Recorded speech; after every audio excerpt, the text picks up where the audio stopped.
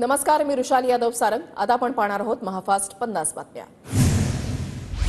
मुख्यमंत्री शिंदे पंतप्रधान मोदींच्या भेटीसाठी दिल्लीला जाण्याची शक्यता 2 दिवसांपूर्वी मोदींसोबतची बैठक रद्द झाली होती।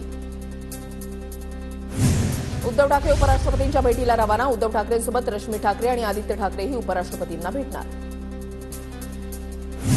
उद्धव ठाकरेंबद्दल मला सहानुभूती, दिल्लीमध्ये अपॉइंटमेंट घेऊन त्यांना मुख्यमंत्री पदासाठी याचना करावी लागते। सुधीर मुनगंटीवारांचा उद्धव ठाकरेंना टोला।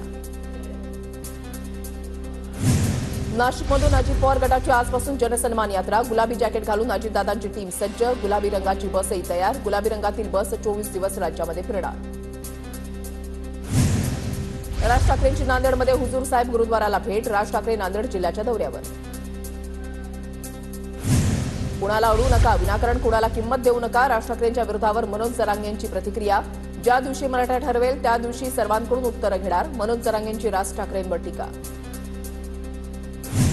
प्रवीण दरेकर वेडे झाले, त्यांच्याकडे लक्ष देऊ नका। प्रवीण दरेकर आंदोलन फोडणारे मुख्य सूत्रधार। जरांगेंची दरेकरांवर टीका।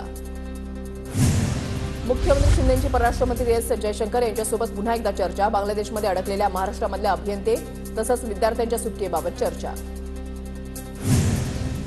लाडकी बहीण योजनेचा पहिला हप्ता 17 ऑगस्टला मिळणार। राज्य मंत्रिमंडळाच्या बैठकीमध्ये निर्णय। राज्य सरकार 17 ऑगस्टला भव्य दिव्य कार्यक्रम करणार। लाडकी बहीण योजनेला पैसे, पण जमिनीच्या मोबदल्यासाठी पैसे नाहीत। पुण्यामधल्या विवादित जमिनीबाबतच्या सुनावणी दरम्यान महाराष्ट्र सरकारची सुप्रीम कोर्टाकडून कानउघडणी। आमदाराच्या नावानं चिठ्ठी लिहून तरुणाची आत्महत्या। छत्रपती संभाजीनगरच्या उस्मानपुरा भागामधली घटना। चिठ्ठीमध्ये आमदार नारायण कुचे आणि त्यांचे बंधू देविदास कुचेंचं नाव।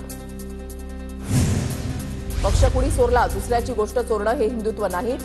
ठाण्यामध्ये ठाकरे गटाची बॅनरबाजी, शिंदे गटाला टोला। भाजप खासदार अशोक चव्हाणांना मोठा धक्का। जवळचे मित्र माजी राज्यमंत्री डी.पी. सावंतांनी नांदेड उत्तरमधून मागितली काँग्रेसकडून उमेदवारी। काँग्रेसकडून सावंत लढण्यास इच्छुक। विनेश फोगाटचा कुस्तीमधून संन्यास। पॅरिस ऑलिम्पिकमध्ये अपात्र केल्यानंतर विनेश फोगाटचा मोठा निर्णय। कुस्तीमधून संन्यास घेतल्याचा निर्णय ट्विटद्वारे जाहीर। पॅरिस ऑलिम्पिकमधून अपात्र ठरवल्यानंतर कुस्तीपटू विनेश फोगाटची क्रीडा कोर्टामध्ये धाव। अपात्र ठरवल्याच्या विरोधात आंतरराष्ट्रीय क्रीडा लवादाकडे अपील। विनेश फोगाट, तुझा पराभव झाला नाही तर तो केला गेला आहे। आमच्यासाठी तू सदैव विजयीच असणार। विनेश फोगाटच्या निर्णयानंतर बजरंग पुनियाचं ट्विट।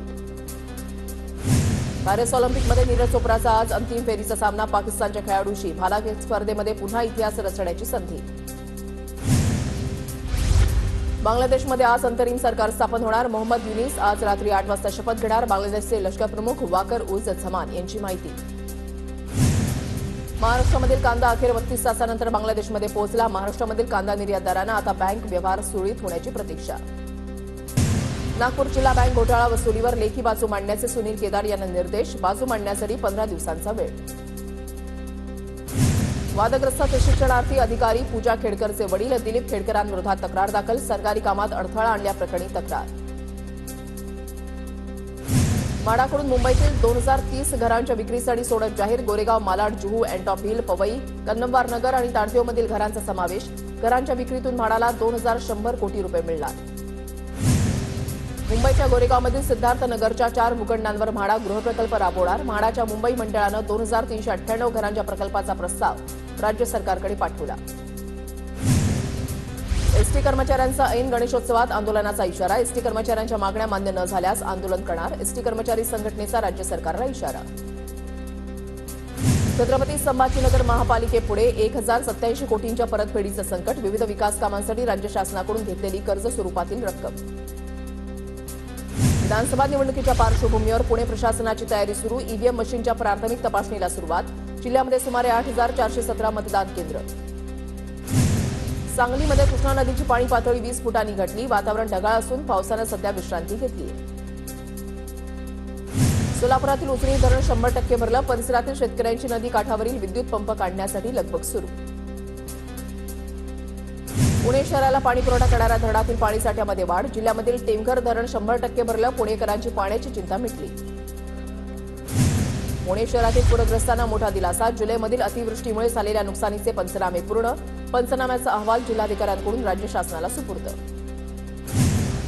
कल्याण कृषी उत्पन्न बाजार परिसरामधील रस्त्यांवर खड्ड्यांचं साम्राज्य। व्यापाऱ्यांची तारांबळ। संतप्त व्यापाऱ्यांकडून खड्डे बुजवायला सुरुवात। भिवंडी खारेगाव रस्त्याच्या दुरवस्थेची मुख्यमंत्री शिंदेंकडून दखल, रस्त्याच्या दुरुस्तीच्या कामाला तातडीनं सुरुवात. सांगलीच्या जत तालुक्यामधल्या डाळिंबाला उच्चांकी दर, विशाल कुंभार या शेतकऱ्याच्या डाळिंबाला 265 रुपये दर मिळाला. 50% अनुदानावर शेती आवश्यक वस्तूंचं शेतकऱ्यांना अद्यापही वाटप नाही. खरीप हंगाम अर्धा संपला तरी शेतकऱ्यांना कृषी विभागाकडून वस्तूंचं वाटप नाही. रत्नागिरी जिल्ह्यामध्ये कायदा सुव्यवस्था राखण्यासाठी प्रतिबंधात्मक मनाई आदेश, 21 ऑगस्टपर्यंत मनाई आदेश लागू. अण्णासाहेब पाटील आर्थिक मागास विकास महामंडळाचा 1 लाख मराठा उद्योजक घडवण्याचा टप्पा पूर्ण. महामंडळाच्या माध्यमातून लाभार्थ्यांची संख्या 1,14,000वर पोहोचली. मुख्यमंत्री माझी लाडकी बहीण योजनेसाठी नाशिक जिल्ह्यामधून 7,37,482 अर्ज. अर्जांची तालुका स्तरावर समितीतर्फे छाननी सुरू. गोंदिया जिल्हा लाडकी बहीण योजनेचे अर्ज मंजूर होण्यामध्ये राज्यामध्ये अव्वल. जिल्ह्यामधील 2,76,755 अर्ज मंजूर, तर 12,135 बहिणींचे अर्ज झाले रद्द. लाडकी बहीण योजनेसाठी परभणी जिल्ह्यामध्ये 2,26,941 अर्ज मंजूर, 14,562 अर्ज अंशतः नामंजूर. पुणे ग्रामीण पोलीस दलामधील भरती प्रक्रियेमधील चालक पदाची लेखी परीक्षा उद्या पार पडणार. वडगाव बुद्रुकच्या सिंहगड इन्स्टिट्यूटमधील केंद्रांवर परीक्षा. पिंपरी चिंचवड महापालिकेकडून एकदाही पाणी गळती आणि चोरीचं लेखापरीक्षण केलं नाही. प्रशासनाच्या दुर्लक्षामुळे नागरिकांनी दूषित पाण्याचा अजूनही त्यांना होतोय पुरवठा. हिंगोलीमध्ये वसमत शहराला पाणीपुरवठा करणारी पाईपलाईन फुटली. रस्त्याचं काम सुरू असताना पाईपलाईन फुटली, लाखो लिटर पाण्याची नासाडी. रायपूरकडून नागपूरकडे जाणाऱ्या ट्रॅव्हल्समधून तंबाखूची वाहतूक, 2 पोती सुगंधित तंबाखू देवरी पोलिसांकडून जप्त. लातूरच्या मांजरा नदी पात्रामध्ये अवैधरित्या वाळूची साठवणूक करणाऱ्यांवर कारवाई, 64 लाख रुपयांचा मुद्देमाल जप्त, 8 ते 10 जणांवर गुन्हा दाखल. भिवंडीमध्ये गुजरात एटीएसची मोठी कारवाई, 800 कोटींचं लिक्विड एमडी ड्रग्जचा साठा जप्त, 2 ताब्यात. स्थानिक पोलीस कारवाई संदर्भात अनभिज्ञ. छत्रपती संभाजीनगरमध्ये एकाच दिवसात 3 जणांची गळफास घेत आत्महत्या, शहरामध्ये 3 आत्महत्या झाल्यानं हळहळ व्यक्त.